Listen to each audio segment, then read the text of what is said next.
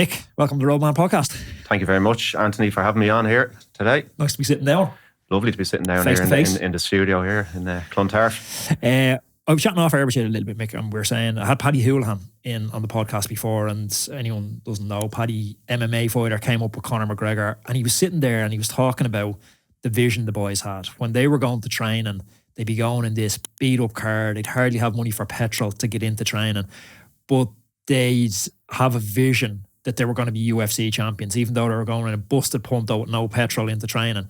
They thought, no, we're in Lamborghinis, we're driving down the strip, we're going to make 100 million tonight. They had that vision.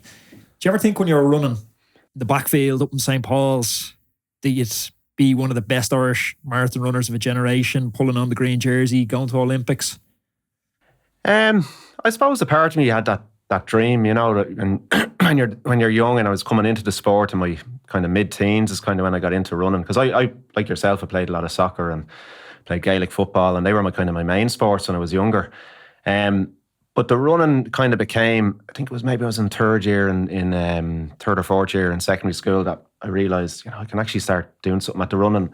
And I never looked that far ahead really, you know, but it was probably more so when I left school and I kind of gave up the other sports, the soccer and Gaelic, and focused solely on the running. And this is when I was 19 or so. And I won a junior cross-country national. And I kind of said, all right, I can do something here with this sport. And I was just kind of enjoying it so much then. You know, I didn't look too far ahead. And I suppose the Olympics was something in the background that... but I never thought too far ahead. You know, I was just in the moment, I suppose. Does the Olympics seem possible?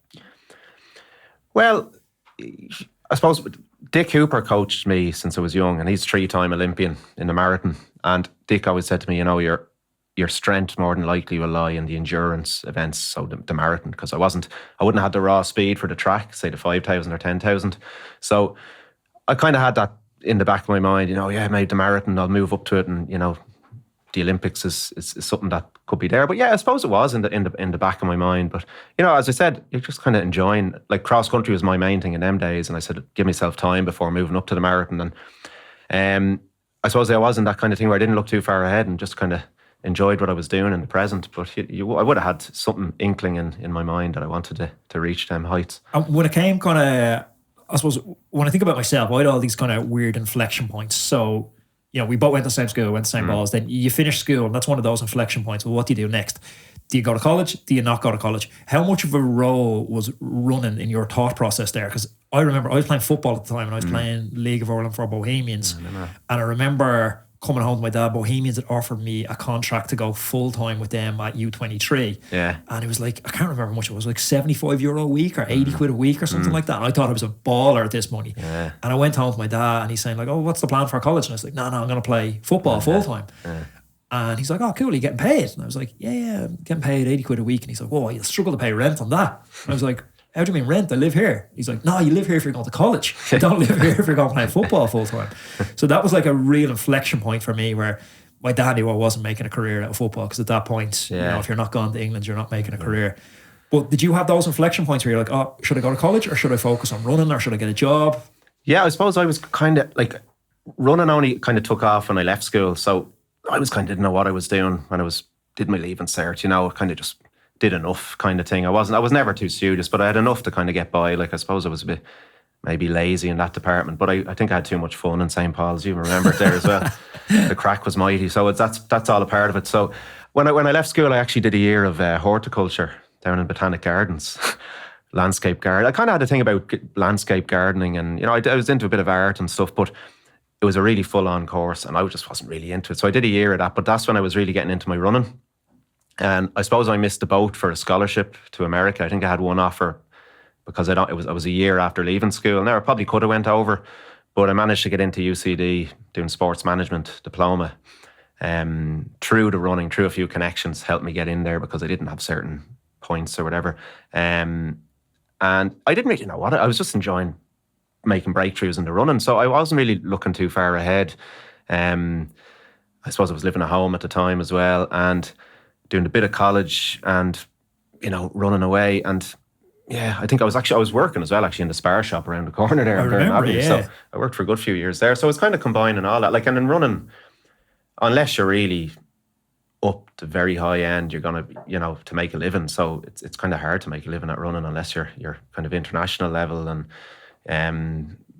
on the circuit, kind of, so to speak. Now, I mean, on road races you can make money, but to make a full. Now, I went a few years there where I was kind of full time, but I had a few sponsorship things helping me out. But I suppose I was kind of a go with the flow type person. I never really planned too far ahead, and maybe it backfired sometimes, but then again, it worked out well for me as well. So, but it's the part that no one sees, isn't it? Like you mentioned spar there, and that's the unglamorous reality of being an athlete. You know, yeah, well, I mean, the year before I went to Rio, was it 2015 or 14? I probably only finished up working in spar. Yeah, and I kind of lost a few years in mid-20s. Didn't stop running, but I can. After I suppose when I left school, I had a good few years of progression. Early 20s, making Irish cross country was my main thing. Under 23 cross country teams each year. The senior team when the Euro cross country was in Dublin 2009, and then 2010 I kind of just lost a bit of mojo, momentum. I kind of wanted to go off traveling and do a few other things. I went to the States traveling and just kind of lost the hunger a bit. I think I was a bit burnt out because I've been training so hard, but I always knew I'd come back to it. So I never took the foot off the gas too much. I kind of just let things settle for a year or two.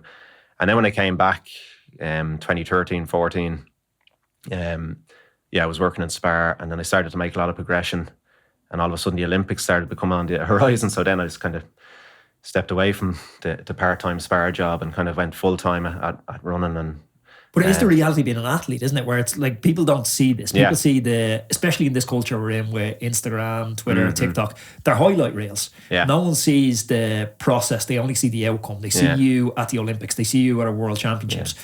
They don't see the fact that, you could have, I've known you for years. You're a smart lad. You could have got a job, investment banking. You could have built a totally different career. But you work in spar to give yourself the headspace, the freedom to pursue. I mean, I had such flexibility there, and it was around the corner from where I lived, and everyone knew me, and it was nice kind of local kind of scene, and look, it's a job is a job. Any job is a good job, good job, and I enjoyed it there for but for the few years, and then luckily I was I suppose I had small grants through the sports council, but it was never enough. I wasn't on the high level grant. You get small bits and pieces, but that wouldn't have been enough to go full time. What kind of helped out was a bit of sponsorship through spar. Actually, it's not because I worked there, because my uncle had a big involvement in them. He's now involved in insomnia, and I've had sponsorship through them. Kind of low key sponsorship, but just to kind of keep me going through them years that I could go full time. But then I suppose when after Rio, 2016. I kind of said I have to start doing something else as well. So that's when I set up my own coaching business, a bit like what you've done over the years. In cycling terms, I've set up my own running coaching, and I've had that since 2017, and that's been my main, source of income. And so talk to me about the Olympics, because the odd thing about the Olympics, I find looking at it, the athletes you talk to, chat with Irish Olympians and others that have even won gold medals and stuff on the podcast.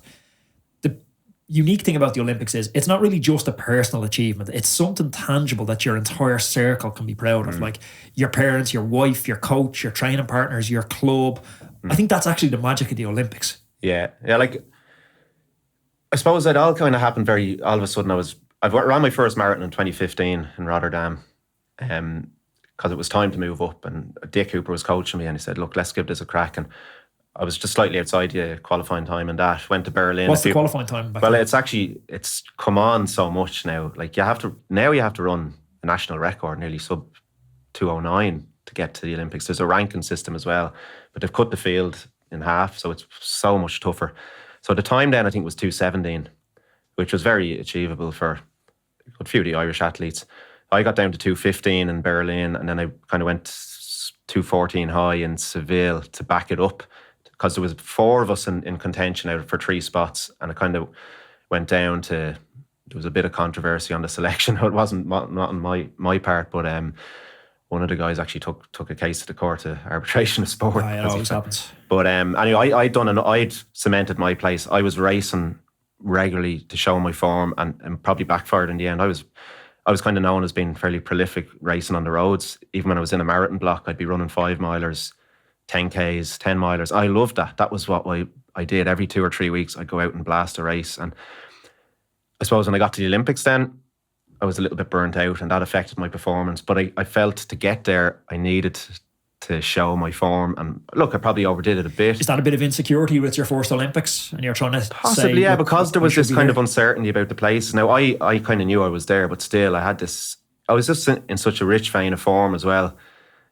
And I loved going out racing on the roads. And perhaps like the way I'll probably have to train out, and if I get back up to a decent level, is not race as much. But I could do it then. And I did it for another good few years. And I was kind of known as being out there on the roads. And it was great for me as well, because it kind of, even for my, what's the word? People knew me on they say they're mixed down the country running that race. And I loved that, meeting people and the buzz of the road racing scene. But back to the Olympics, when I look back, it was, the build up was great and the community get behind you, as opposed to, athletics, high end athletics is a niche enough thing. Like, people mightn't know the World Championships is on if they don't really follow it or whatever, or the Europeans. So the Olympics, everyone kind of buys into it. And look, I just treated it like it was my first big major championship, but I didn't get too overwhelmed. I just wanted to go out and put in a strong performance in the marathon. And when I look back now, it was a great experience. I was sick the week of the race, had a blister in my foot that got infected a week out, which wasn't ideal. And then I think I got some sort of virus probably connected with that. I managed to get to the start line, got through it. Wasn't a good performance. But how much of that, getting sick, getting blisters, how much of that now, with the benefit of hindsight, is just bad luck with travel, or how much of that do you think could have been prevented with easing off the training? We were in a holding camp in Brazil for 3 weeks beforehand, and I was walking around the hotel in flip-flops, and it was very dusty, kind of sandy place, very dry air, and I probably was just feet sweating kind of thing.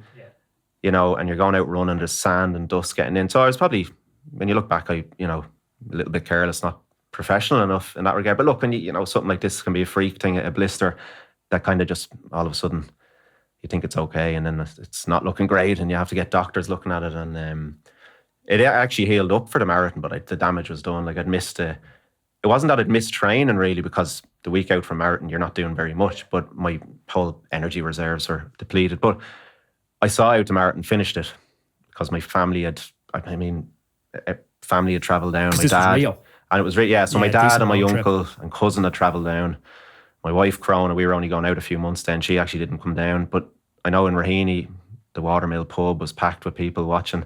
And, I said, I have to finish this out. And I crawled across the line. But everyone, like the local school, I don't know if you've met my dad too many times, but I know you. Yeah. He knows who you are so well. Sure, give him a wave in the car going by. Yeah, so even people that are that far removed from you have such a sense of pride when you're running that race. Like, he would have been boxing off that morning. Like, oh no, Mick's running this morning. Like, I know, it's amazing. Like, even last week I was running on the beach, and I overheard someone talking to someone else and said, that's the lad who ran in the Olympics. Now, it's going back 8 years now. I don't know how long you can... But I suppose it's Pat Hooper, great Raheny man, Dick Hooper's brother, another Olympian from Moscow 1980. Pat sadly passed away. He was a massive part of Raheny Shamrocks, but he said, once you're always an Olympian.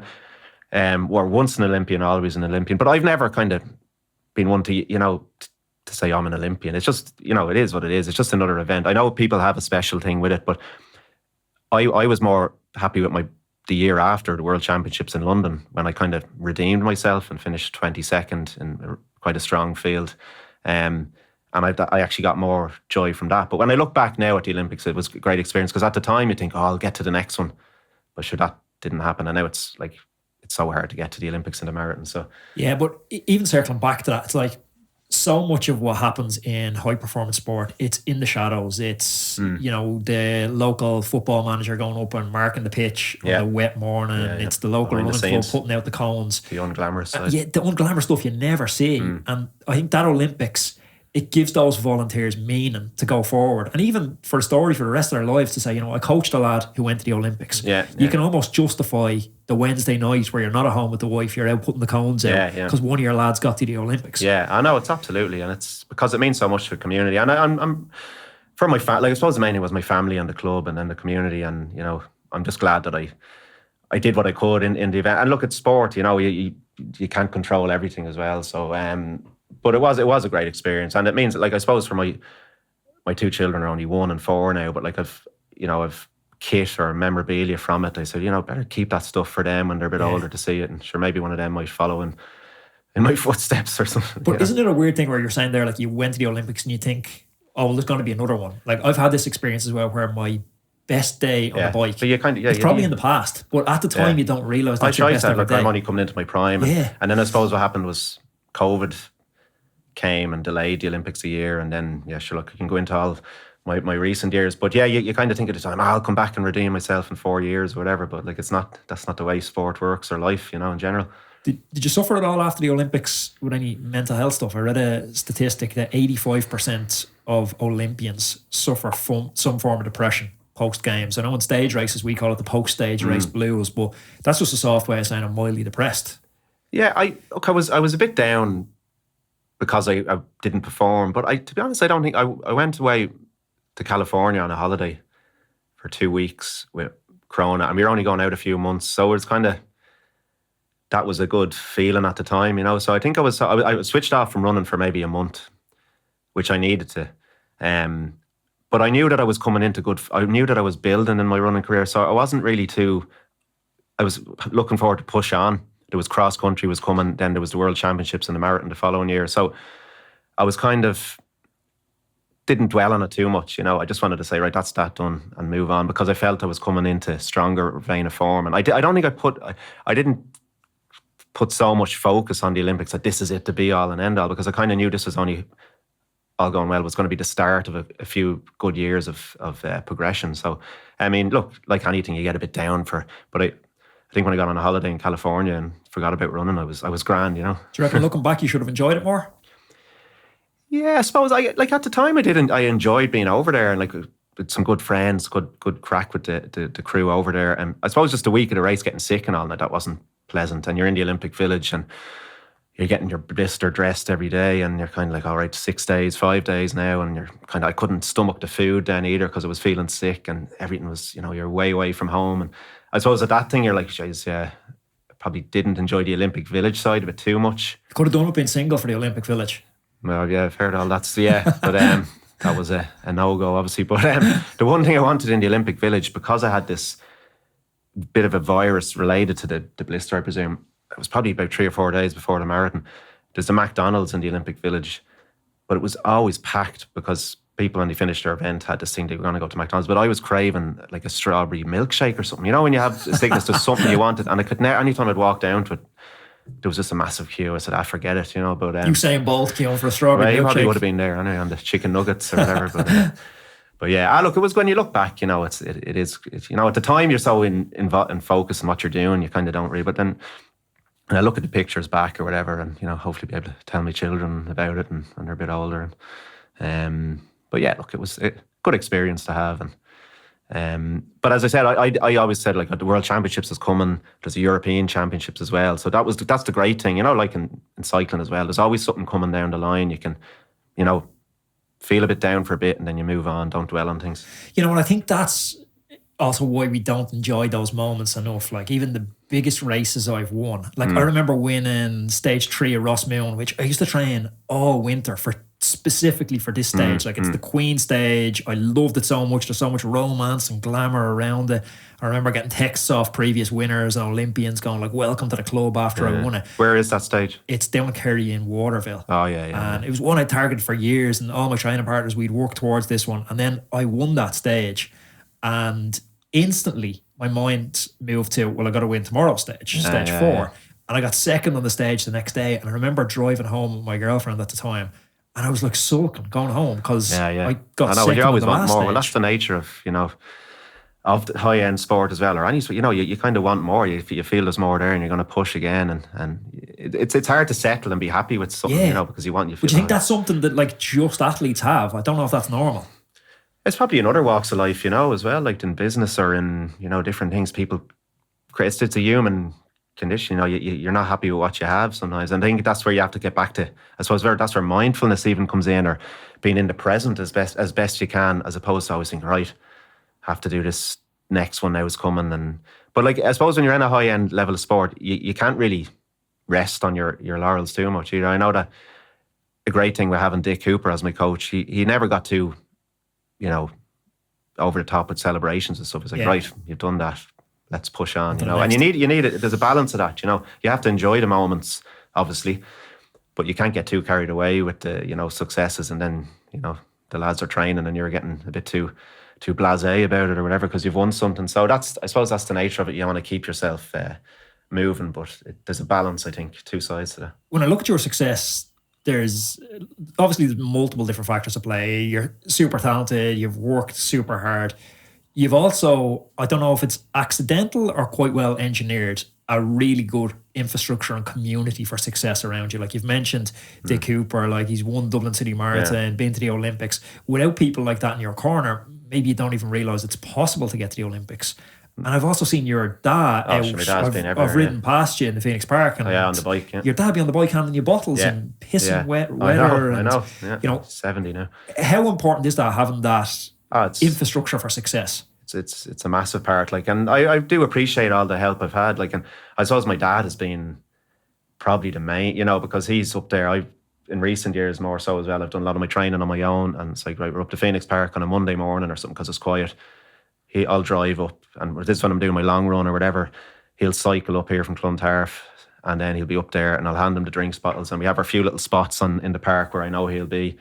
I'll grab the bottle off him. He'll say, throw it on the ground up there. I'll throw it down, so he picks it up. Sometimes you get someone saying, what are you doing throwing your bottle on the ground? I said, how will you give us a break? I'm going to pick it up, you know. But gives a regular 1:3:05 pace here. But that's it. You get a bit cranky as well if someone shouts something to you up the park when you're running. But like, that's a massive part of it, because I mean, when he's not there, it's harder, you know, and to have that support and just to see him in different spots. And then the same with Dick. Like, over the years, Dick had been up there at sessions, like so many different volunteers, wind and rain, whatever, just standing there, you know. It could be just me and him on the Hill of Hope doing a hill session. And, you know, he's there. And it's the presence that's a big part of it. Like, because if I'm doing, there's a session out now, the corkscrew, you probably know the hill on the bike, you know, well. It's one of our key sessions over the years. It's a funny one. It's kind of nearly a mental toughness session. So we go up 4 times, basically. You take a stop halfway. What distance is the hill for someone that hasn't ridden? So the hill is about a K or so from the bottom. So you start down at the bottom. We do about 500. You stop for a minute. And then you take the second half, which is the corkscrew, the really steep part, which is another 500. You know, it winds up. You've raced it on the bike, yeah.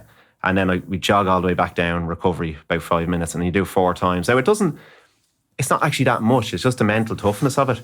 But it's days like that when you have Dick there, it's like, right, I have to do this properly here, you know, and then you switch into it. So it's all them little things. And there's so many other people. Like my uncle has been a massive part, and he's travelled to all the races as well with my dad. He's helped me out with sponsorship. My cousin as well has been there, and obviously my wife Crona in recent years as well, going back from when we first started going out, she's been at all the events as well, really. So it is massive. And then just to allow you to do the training, and now things have changed now with 2 children, and I haven't been training the way I used to, obviously with injuries as well in recent years. But it does take a lot of people around, you know yourself, from being away training and stuff. You need the support, and I do appreciate it. And you know, I'm lucky that I've had people that are. I actually think it's the number one thing. Like, when I talk to athletes who are successful and athletes who are like had potential but they never fulfill that potential, I actually think a supportive environment is the number one thing. Because if you have a partner who every time you lace up your shoes or every time you put on your cycling kit to head out the door, she's looking at her watch going, oh, when are you going to be back, or do you have to go today? Your friction's hard to overcome. Oh, I know, and I'm looking at my wife Brown as it runs as well. But I know I can understand some people, like the likes of running and cycling, it can be a selfish sport, like, you know, and people can get carried away with it. And I know I've trained hard over the years, but I've always felt I've had kind of a good balance of knowing, you know, don't get too carried away with it. Don't get too obsessed with the whole thing into your own world, but that there's other things. And I'm lucky I've been into music and different things, and my dad plays music as well. So, you know, I've always felt I can kind of step out of it a bit and not get too into it and be always thinking run. Now, look, when I was training and running well, you obviously always have that in the back of your mind. So, you know, thinking about your next training run or your next set, but it's trying to step away from it a bit as well. Do you ever have not a chip on your shoulder isn't the right word, but like a nagging voice to say how different would it have been? Maybe I'm I'm projecting, I think, my own insecurity onto you here a little bit, because even in the years I was full-time on the bike, I always kind of hedged, where I was either building a business on the side or I was doing a college course on the side.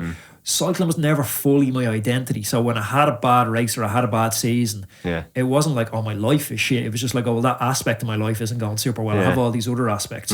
But I often wondered, if I had been just cycling, nothing else in the world mattered to me, only cycling, could I have made more of a career of it? Did you ever have that? Yeah, like I suppose, well, I was all running really. Like, I mean, I just had other interests, but it's funny, I know I say I could step away from it, but when I really think about it, when I got injured and when COVID came, they kind of coincided. All the races stopped, and I kind of lost a bit of what I did, because I was so prolific racing all the time and being out there, and I didn't really know. Like, I had my coaching and that was going great, and actually during COVID that kind of blossomed a bit, because there wasn't much else happening, so we were able to organise little things, low-key things, and people started getting more people coming to my groups or whatever. But when my racing and performing kind of stopped there on and off for the last few years, I have felt a bit of a void of, you know... Did you lose a bit of what you did, or did you lose a bit of who you are? Well, I probably didn't realise how much it meant, how much I depended on it for who I was, so to speak, you know. That being out there running, and see, that's the thing with, you know, injuries are so frustrating. But when I used to be out racing, and, you know, I'd be up the top, and I probably didn't realise at the time that it probably was. I maybe put too much emphasis on it in a way, so to speak, that when it was gone away, it was a bit lost at sea a bit as to what am I doing, kind of, you know, that kind of way. But that's, you hear that a lot with different sports people when they step away from, or, you know, when injuries come or whatever. But when I thought that I was okay, I could step away from running. But then when you realise when it's gone for a while, so you're trying to navigate now a different situation, because now you're a family man, two young kids, you're married, you've had the injuries, setbacks, and now you're trying to get back to the top again. But when you're thinking about getting back to the top, how do you differentiate between the boxer? We've all seen the boxer who takes 2 fights too many. You think of Tyson's last fight, and he's just getting embarrassed and he's on his back by some nobody, versus the guy who is on the brink of an amazing comeback and launching part 2 of his career. How do you think about yourself in terms of which one of those two you are? Yeah, like, I know I feel like I've unfinished business, definitely in the marathon. The shorter distances might be harder, like the 10Ks and whatever, 5 mile and all that kind of stuff, or track. Like, I probably won't be running on the track anymore, maybe just for training, doing sessions or whatever. But I definitely feel, the thing with endurance running as well, you can be, like, I'm going 38 now in a few weeks. I look at some guys in their early 40s and they've come back and ran PBs.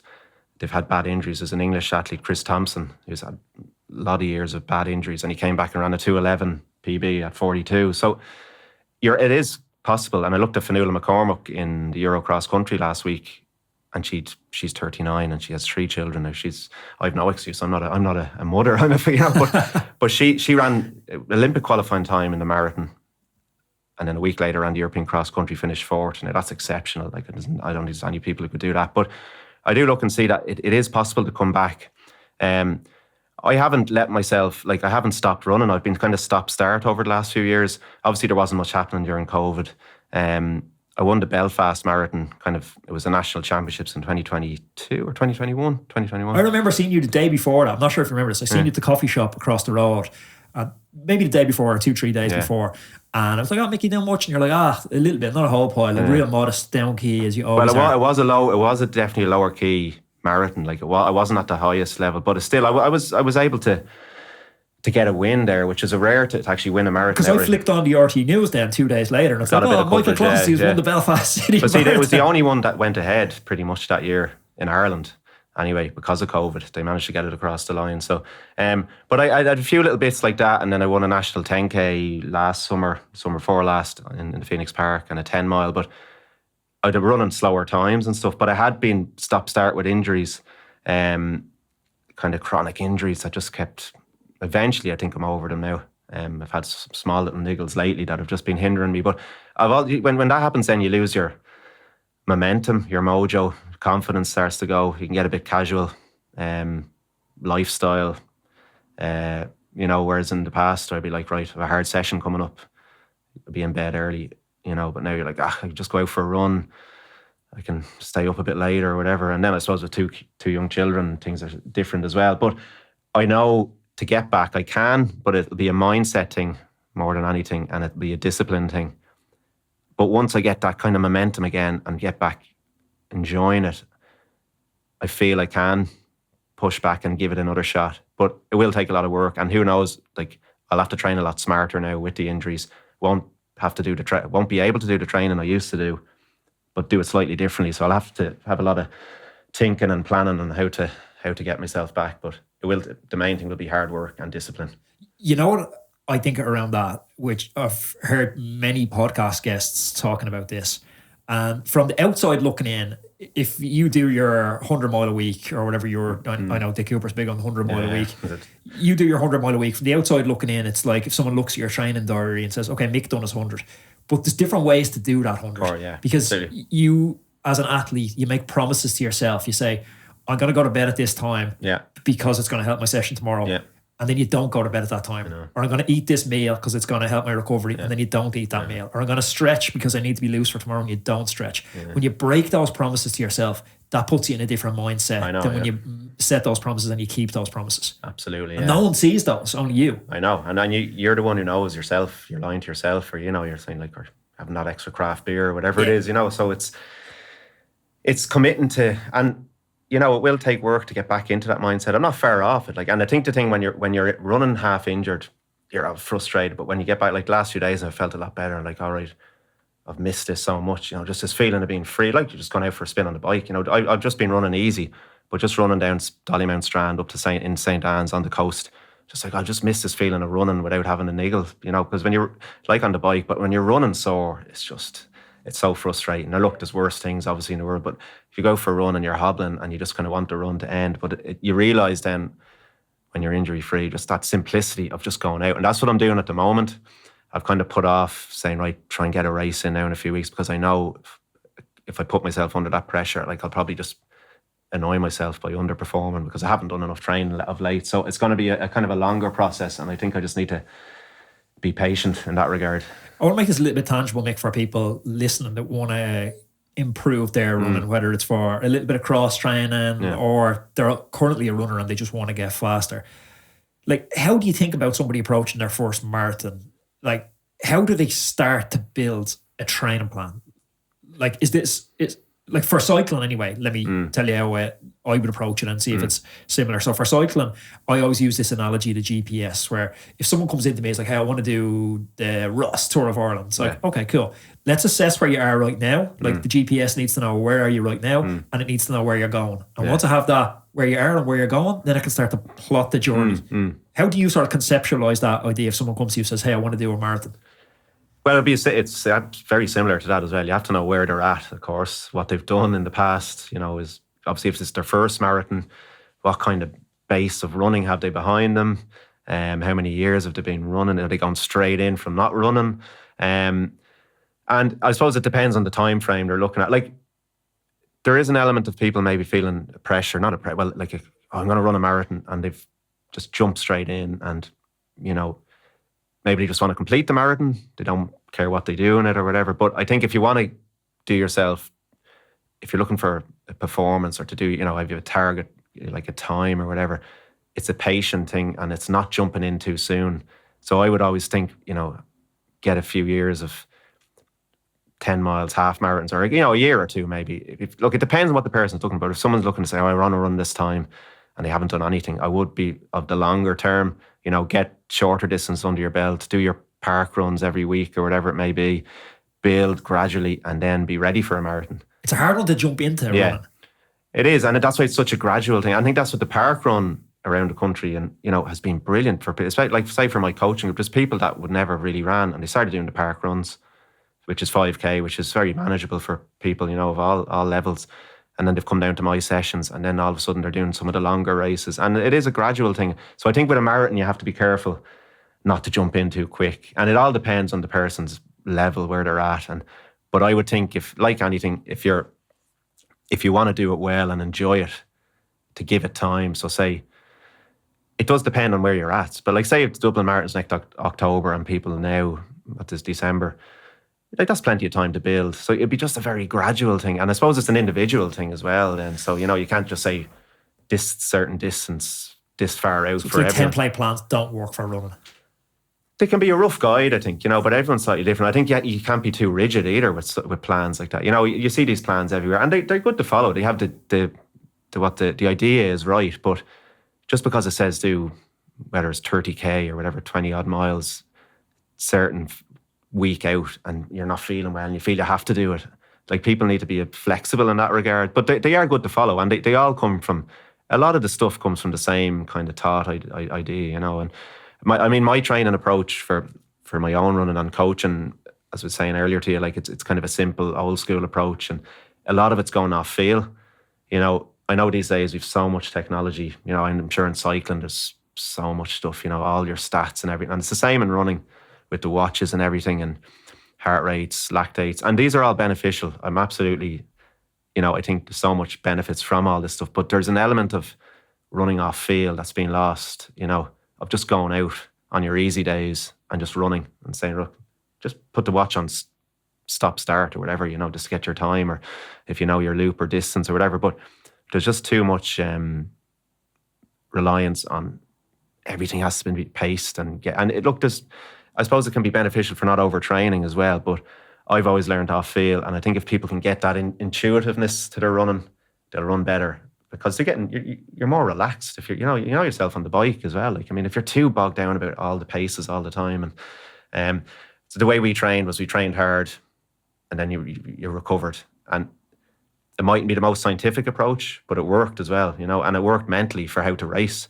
And I know a lot of these days training is threshold training seems to be the way to go, and that might be the way I'll have to go to avoid aggravating injuries from going too intense. But the training I used to do, where you might blast a hill session out in Hote and then 2400s on the track or whatever, you know, you were on the edge, but it was great because you were so fit and you were enjoying it. But it also created a mental kind of toughness that you needed in a race. So you have to kind of weigh up the two sides. So, but then look, with injuries and stuff, you have to be careful. But what a catch. Roadman, you know how serious I take my goal setting, and I know how serious you take it too. So whether you're chasing fitness or lifestyle goals, and you're looking for a powerful ally to support you on this journey, look no further than Huel. Huel has become my secret weapon for when I don't have time to prepare a balanced meal. It means I get the nutrition I need without sacrificing time or taste. Plus, it stops me from reaching for the takeaway menu. I always throw a bottle of this banana into my backpack when I'm heading into the city, and it stops me eating junk convenience foods that don't support my training goals. It's handy, it's nutritious, it's 22 grams of protein. It's perfect for athletes that don't have time to cook or prepare food before a training session. It's convenient, nutritious fuel at your fingertips, ensuring you hit your daily fueling needs. Huel Ready to Drink has over 26 essential vitamins and minerals in every bottle, making sure you get 175 health benefits. Plus, it's made from amazing natural ingredients like sunflower seed, coconut, and more. And the best part, 8 mouth-watering flavours. My favourite's the banana. That's what's in my backpack at the moment. You can get Huel direct to your home by going to huel.com/roadman. That's Huel, HUEL.com/roadman.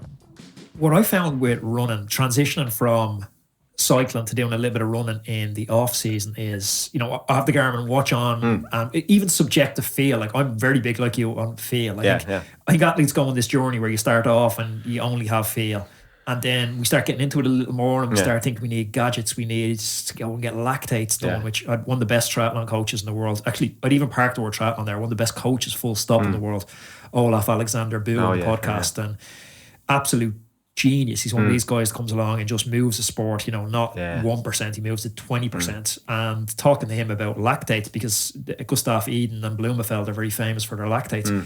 He said it's just such a polluted metric to be using. For anyone that's using lactates that isn't highly skilled in using lactates and using it in a very controlled environment, they're getting bad data, and now they're starting to base their training assumptions on bad data. But all of this stuff, whether it's heart rate variability, lactates, speeds, morning reports on your Garmin watch. It's all a proxy for how do you feel. Exactly. And people forget to ask themselves how As do I Dick feel. Cooper said, it's a fancy way of saying how fit you are, Yeah.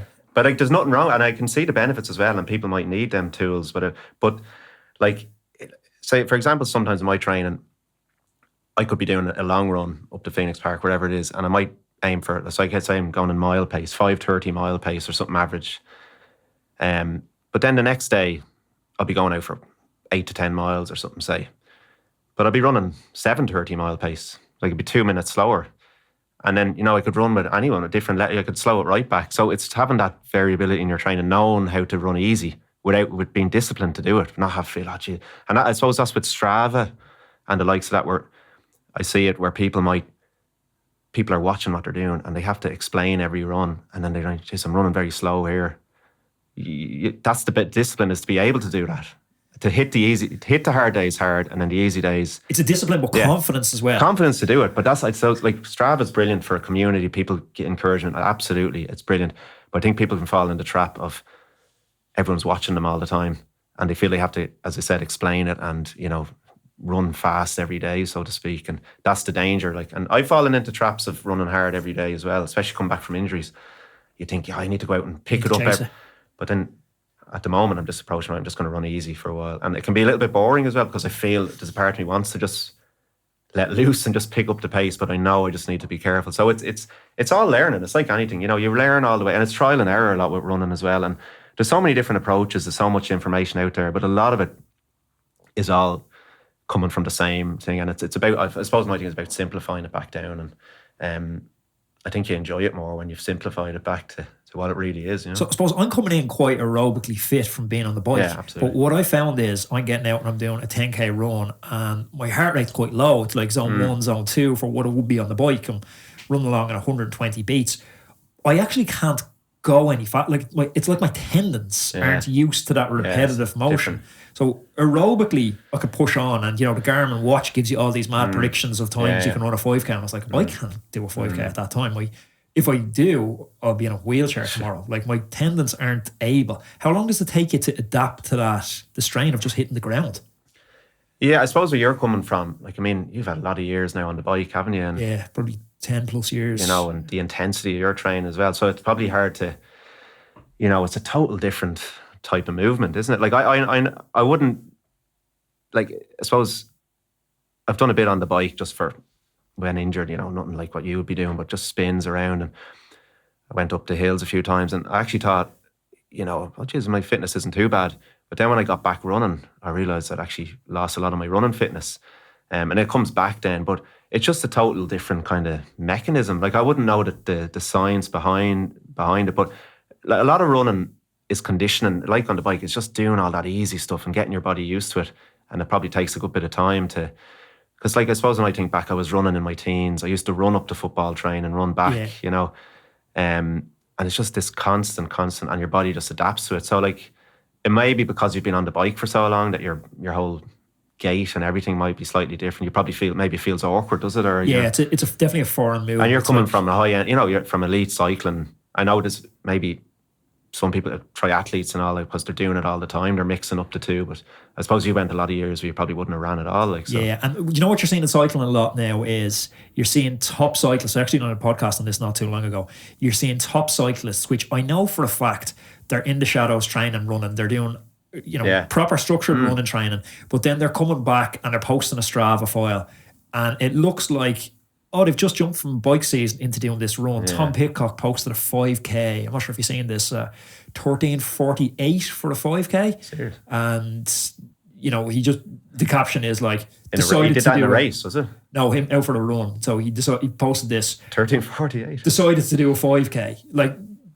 It kind of gives that impression that he's just off the bike and he's just at home one day and he's decided to do a 5k. No one's doing that time unless they're getting out doing some run sessions. 13:48 is... It's getting it's in international class, yeah. So you did that as a time trial, was it? I guess the picture he put up... Is it 100%? I'm pretty sure we'll have to start getting ways to fact check this stuff, but it's sub 14. I'm nearly 100% sure of that. We'll dig it out after. Yeah.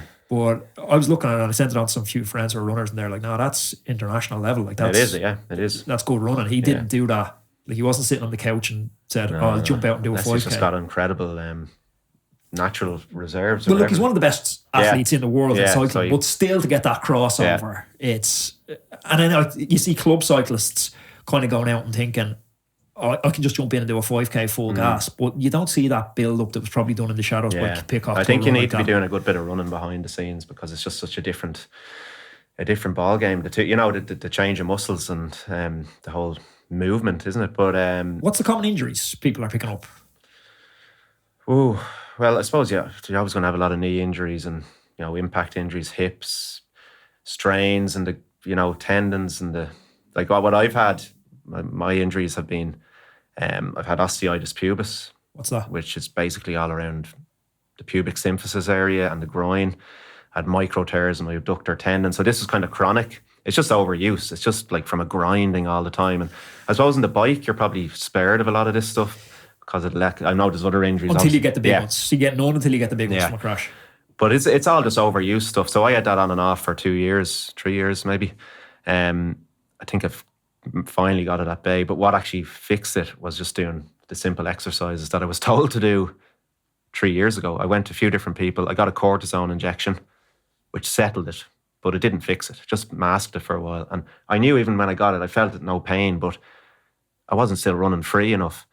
So this has been over the last few years. And then I went back I ran the Boston Marathon in April. Now I went over just to kind of enjoy it. It was my slowest marathon, but it kind of backfired on me because I was half training. And I said, I have to do it properly if I'm going to do it. I went over for the buzz of it, but either do it properly or don't, because I just felt it was under disrespecting my marathons I'd done in the past. So I said, right, look, that's it. So I was pretty sore afterwards with the osteitis. It's kind of like a gradual thing, it grinds you down. And so I was fairly sore. So I went into Santry Sports Clinic and said, look, the cortisone will just cover that up again. Do the band work, the glute or the bridges, the clam, all the real basic exercises with a rubber band. And I did them for 5 or 6 weeks through the summer and the thing cleared up. It's so, some of the simple stuff like that helps. And I was told to do this, as I said, a few years ago, and I just wasn't diligent enough to do them. And that's something I probably have to keep doing. But then I've had a glute strain of late, which thankfully has settled, but I think it's probably all connected. And another one that's common enough is plantar fasciitis in the foot. I had that last year.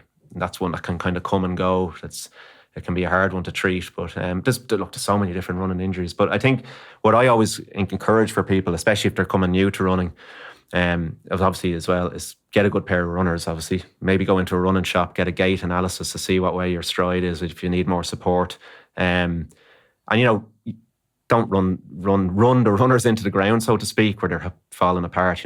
Have them know when to change them. That doesn't mean you have to change them every few weeks or whatever, because the marketing tells you that the runners will be gone after a certain amount of miles, but that's marketing, you get more out of them. But I always encourage you to stay off the hard concrete as best you can, the paths.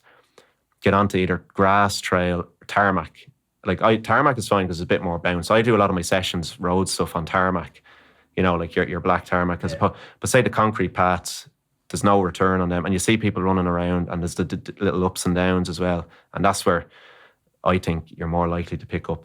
I've even found that on the local footpaths. And this, again, feeds into kind of this. I wouldn't be big on the Strava culture, because maybe, as you say, I'm 10 years cycling now. When I started, it was almost like you were trying to hide your training. Yeah. People would be saying to you, you kept it under wraps, you'd be like, no, I'm doing very little.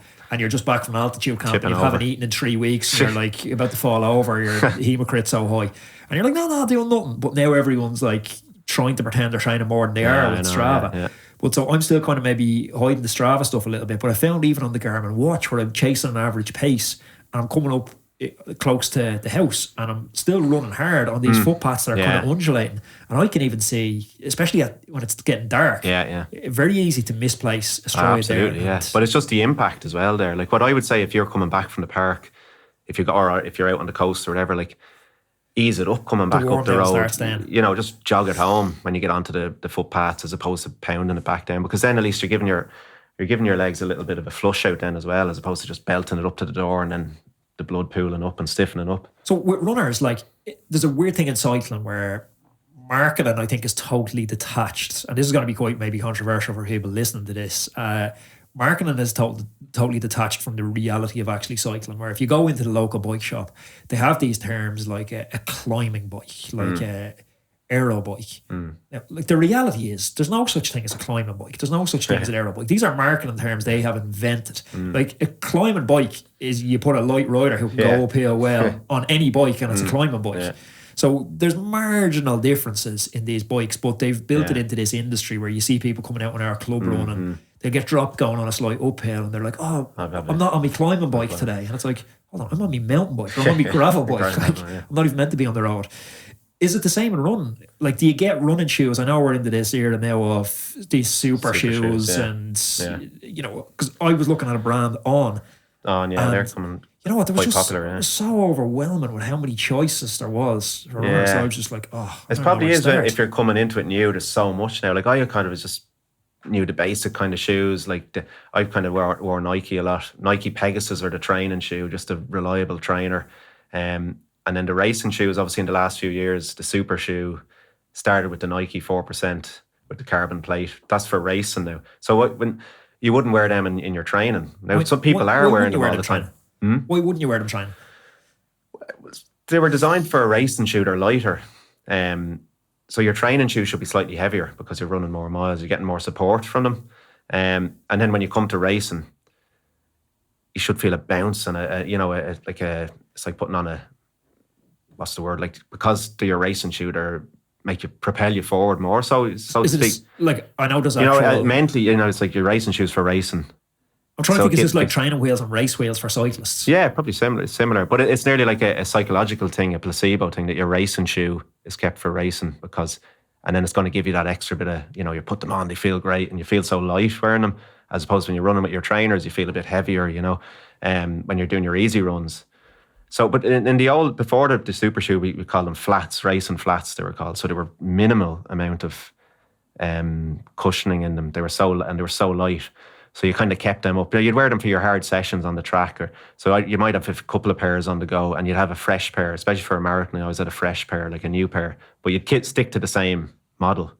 Now, the problem is they're always changing shoes, which is tricky because you'd always, like the certain trainers over the years, you wish they never changed the model. You want to buy nearly 10 of them so you have them for the next 5 years. Yeah, because they keep moving them on and then they're not as, I find they've gone backwards, some of them, But the racing shoe, when the super shoe came in, I was a bit late coming to it. I ran in the Dublin Marathon in 2018. I was in the old style flats, the lightest shoes you could get. And that's what everyone used to race in. And I realised, geez, everyone has these 4% now with the big, massive heel on them. So I better get on board with it, because if everyone else has them, you might as well. And they did. They when I first started wearing them, you definitely feel like they're helping you forward. But then the novelty kind of runs off out of them, And 4 seconds a kilometre or something like that, they're reported at? Well, that's what they say, yeah. Like the marathon times have come down. Now, I've improved my time slightly with wearing them, but I actually think I would have ran that time prior to that in certain marathons if I had things that had gone my way. If you're not feeling good, they don't, I've had days where... They're not magic. Yeah. They do help with recovery, so to speak, because there's more cushion in them. Now, the other side is they've changed people's style. You're up higher. Now, it's funny, my injuries have come a lot during this period when I started wearing them. So I'm wondering, like, my style of running has probably changed a bit from them because they're just a different type of shoe. You're running up much higher and maybe propelled forward a bit more. So what I really found was when I went and ran a track race a few years ago, I had to wear track spikes because them shoes are banned on the track. And normally I'd wear racing flats on the track for a 10,000 because spikes would leave your calves really sore for 25 laps of the track. So I had to wear racing spikes. They were like slippers. And I felt really awkward running because I wasn't up high. Yeah. So there is a lot of, the studies probably have to take a while. There's probably ones coming out. I don't really follow all that kind of side of stuff, but I think the injuries for certain people, there could be more because of these runners. And then you see people wearing them all the time.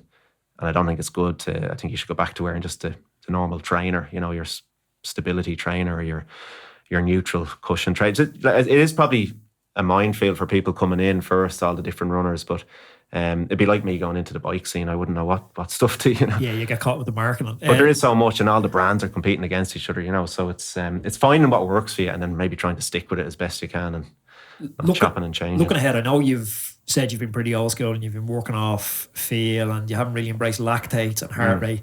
When you're looking at the comeback now and you're looking, eyes are set on PBs, trying to win a Dublin Marathon at some point, possibly.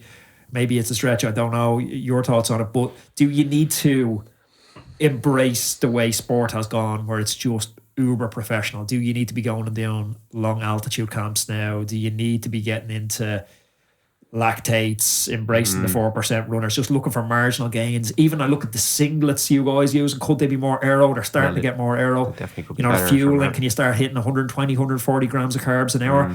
Do you need to become that new version of the athlete, or can you still balance that traditional approach with?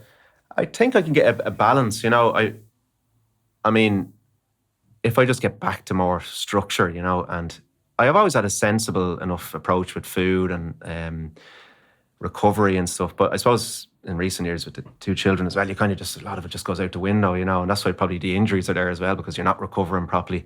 I mean, I do have aims to hopefully run a PB again in a marathon. The national championships would be one I want to win back, which is Dublin, but it's obviously they've international athletes come over. It'd be very hard to win a Dublin outright.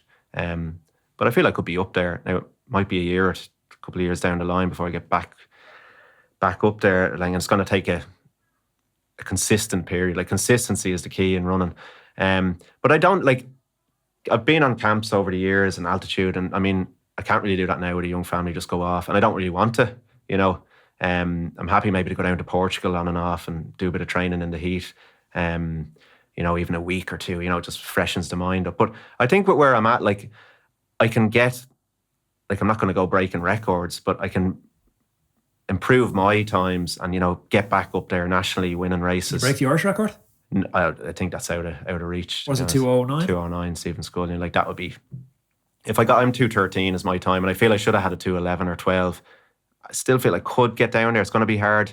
I think for my first, if I run a marathon in the spring or whether it's later on, if I even got back to a 2:15 or 16, I'd be delighted just to get myself back in there and then push on. But that's going to take work, because the more you leave stuff, the harder it is. But I know I've so much built up that once I get consistency and just get into that mindset. So I don't think it's about changing up stuff and, as in going ultra or uber professional, as you say, because I can't really do that now. But it's just being sensible and smart. And I know from the years of experience that a certain type of training should be able to do that, but with hard work. So I don't think I need to be going off and leaving the family and, stuff like that. And I wouldn't be able to do that. So I wouldn't want to do that either. So I think it's just, it's about consistency and discipline. They're the two, and hard work. Maybe they're not sexy words. No, but that's what it takes.